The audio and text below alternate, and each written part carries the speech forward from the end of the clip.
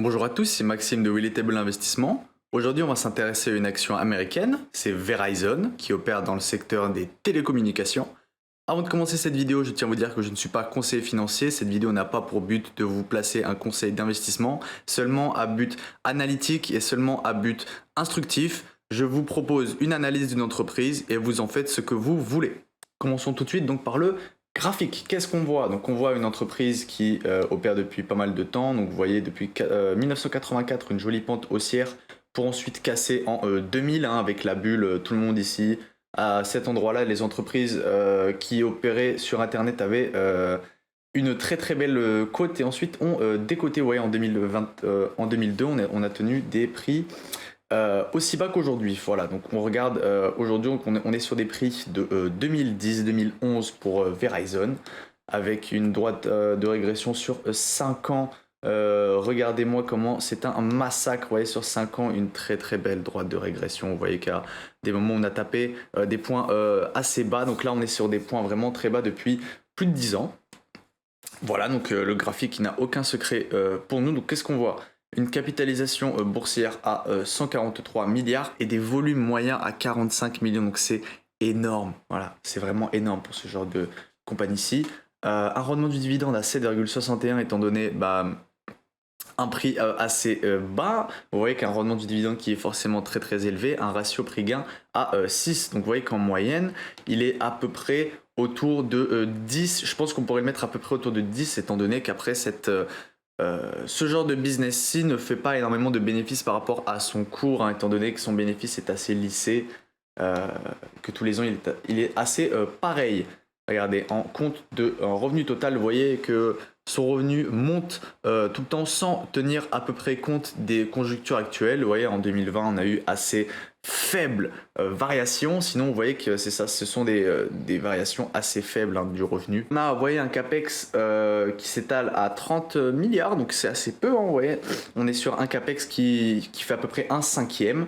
On va regarder voilà en revenu net comparé au free cash flow. Donc c'est à peu près pareil. Vous voyez qu'en 2016-2017, on a eu des revenus assez forts et un free cash flow assez faible. Mais là, vous voyez que depuis, ça se lisse assez. Le free cash flow, en moyenne, il est là, il n'est pas là. Vous voyez un cash lié aux activités d'exploitation qui, là, lui, par contre, est toujours linéaire et toujours en augmentation. Vous voyez, par contre, en 2020, il était assez haut et il n'a fait que baisser. Récemment, on va regarder en trimestriel, vous voyez, c'est exactement pareil. Vous voyez qu'à peu près, il baisse assez, mais bon, c'est assez différent en semestriel. On va plutôt le lisser en année. Donc, on va regarder qu'est-ce que fait exactement l'entreprise. Vous voyez qu'il y a énormément de dépenses d'investissement. Qu'est-ce qu'elle a pu faire par exemple en 2021? Vous voyez, voilà, dépenses d'investissement en immobilisation et surtout dépenses en capital.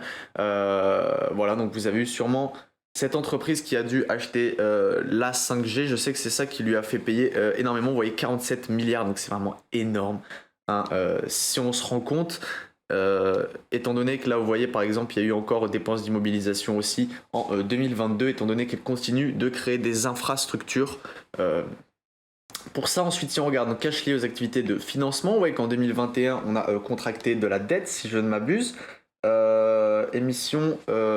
Voilà, donc on a eu émission de 22 milliards de dettes. Donc ce qu'on regarde, c'est voilà, depuis 2021, on a uniquement et seulement de l'émission de dette. Si on regarde, voilà, donc vous voyez, le dernier moment on a émis de la dette, c'était en mars 2023. Sinon, là, apparemment, on commence à la rembourser, mais ça m'a l'air assez faible. On va regarder tout de suite là dans le bilan. En total des actifs en courant en liquidité, on est seulement à 3 milliards. Vous voyez qu'en 2020, on a eu assez, mais on est à 4 milliards de liquidité. Donc c'est vraiment assez peu pour, vous voyez, un total d'actifs à 390 milliards qui ne fait que d'augmenter étant donné la continuité de dépenses d'investissement. On regarde en dette totale, on est à 176 milliards, ce qui est vraiment énorme pour ce genre de compagnie. Après, la vraie question qu'on doit se poser, c'est en combien de temps doit-elle la rembourser, étant donné qu'elle opère dans le secteur des télécoms, donc elle a un revenu net lissé par an qui est en constante augmentation toujours. La vraie question, c'est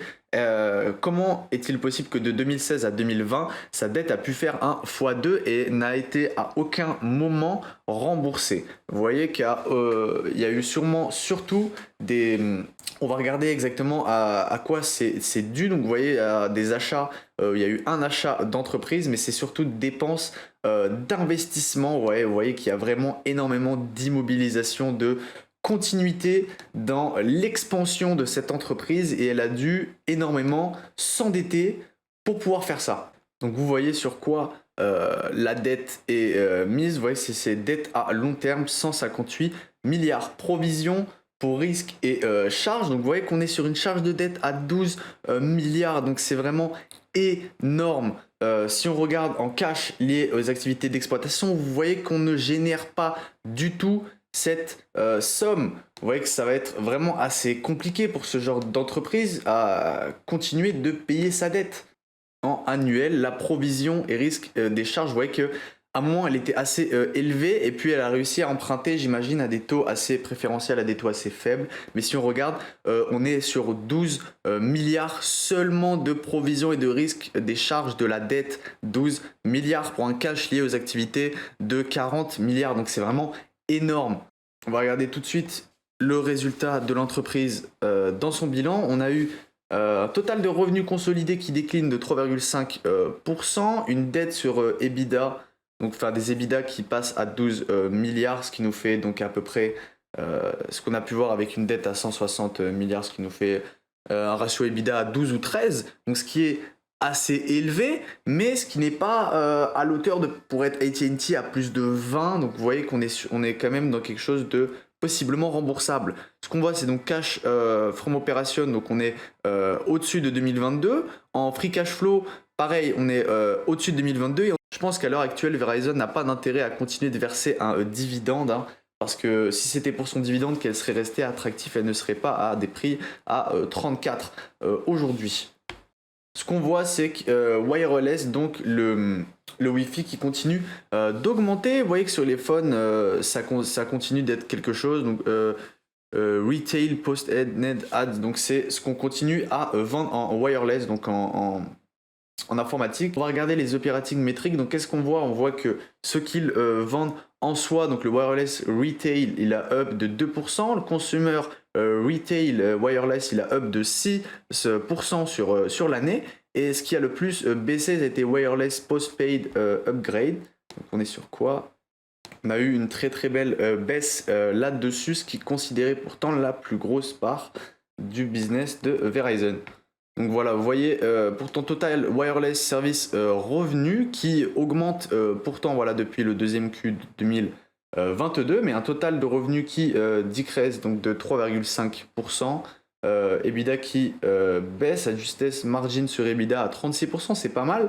Ouais, c'est pas mal. Par contre, un bénéfice par action à 1,21 qui donne de 7,6%, donc c'est énorme. Voilà, en cash flow, vous pouvez voir donc du coup exactement qu'est-ce qui monte. Donc vous voyez, en total de dette, on continue d'augmenter, unsecure dette, etc., cash flow équivalent. Et qu'est-ce qu'on voit? Donc net secure dette adjusté de tous les EBITDA, donc on est à 2,6%.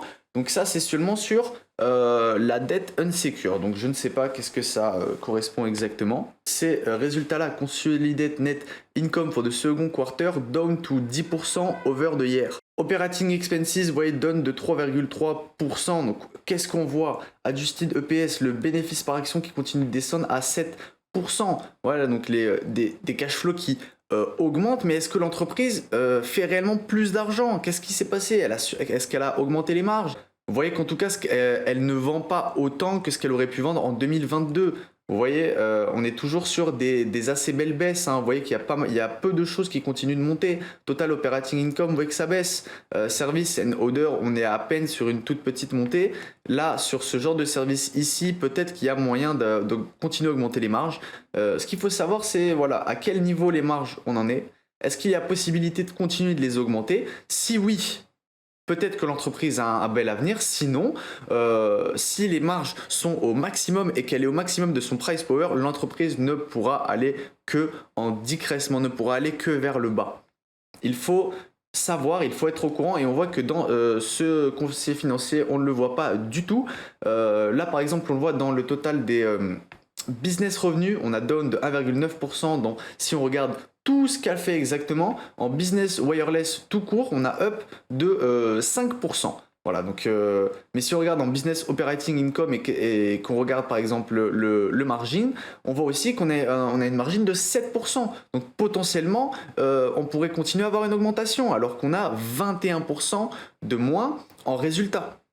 On a un résultat qui baisse de 21% et pourtant une margin qui reste à 7.